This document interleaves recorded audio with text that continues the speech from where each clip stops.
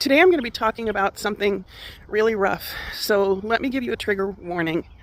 I'll be talking about young girls being used for sex in the history of the United States of America.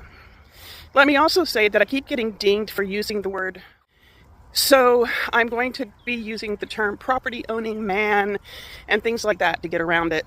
So it's a little bit of a pain, but welcome to algorithmic morality or something. Anyway, back in the 19th century America, property-owning men used the term fancy girl to describe a very specific kind of enslaved black girl.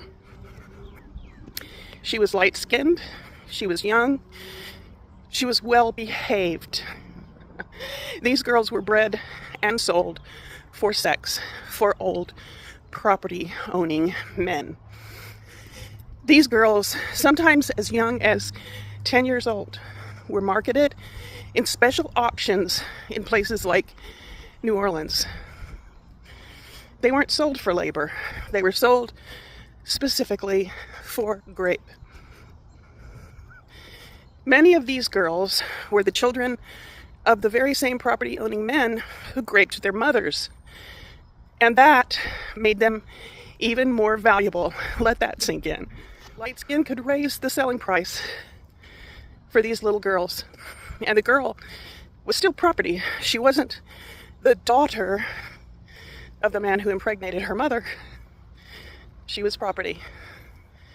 Despite being the flesh and blood of that sperm donor, she would never be factored into any inheritance, and her father could and would use her sale as income. Think about the implications. Pale-skinned property-owning guy impregnates an enslaved woman. Assume it's against her will because she had no choice in the matter.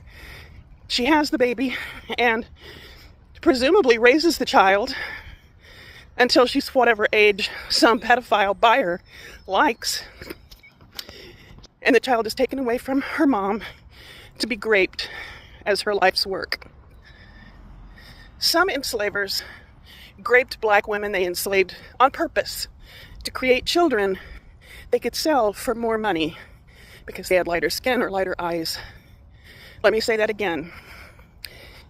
The rape of enslaved girls was a business strategy, and the children resulting from those grapes were treated like premium merchandise. They could sell them for more money. That mix of racism and lust is not gone. It's the same poison behind colorism, the preference for lighter skin over darker. Slavery didn't just steal labor and lives. It built an economy around domination, including sexual domination of women and girls, and fancy girls were just part of the luxury market. The story may be new to some of you. It was to me. And if it makes you sick, good. It's sickening. That means your empathy hasn't been destroyed. And if you hear these stories and learn from them, you can choose to be aware and part of the solution. Because it's not in the past. It's in our media, our policies, our comment sections. So let's stop pretending it ended when slavery ended. One share shows you care about setting the record straight. Please share with your curious contacts. Most of all, get curious.